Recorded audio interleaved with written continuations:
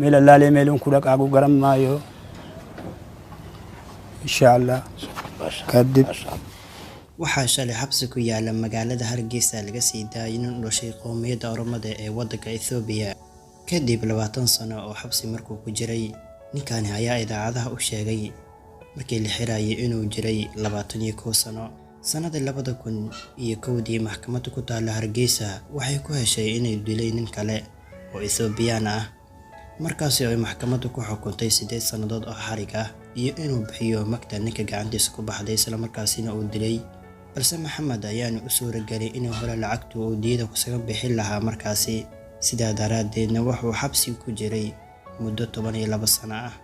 sanadii 2019 ayay Maxamed Gantiisa xabsiga isku darteen Cabdimaalik Muuse Caldoon oo isagana halka ku xiraa wuxuu ka codsaday inuu kharashka diida u soo aruuriyo Caldoon ayaa arintaasi u istaagay oo fududeysay in shalay si rasmi ah loo sii daayo ninka Oromada ah joogna waa kulan farxada waxa weeye waa maxbuus ilaahay ka fayday kurbad haysatay oo inala jooga waa Maxamed Muuse Gamteesa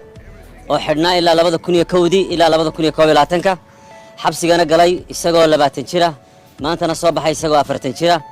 waxaa laga bixiyay qayb kamid diidii loo haystay oo gaaraysa ilaa $700 qof kasta waan ka bixinayaa ayuu oranayaa diidan mana jiro qof iga bixiyay ayuu sheegay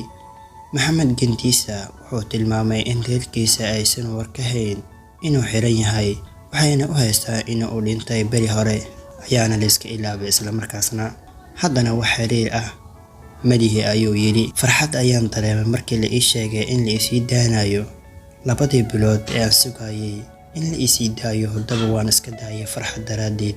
Maxamed Gantiisa ayaa la sii daayay kadib markii kala bardiyadii laga bixiyay barkana laga caafiyay waxa ka caafiyay niman qaraabo la ah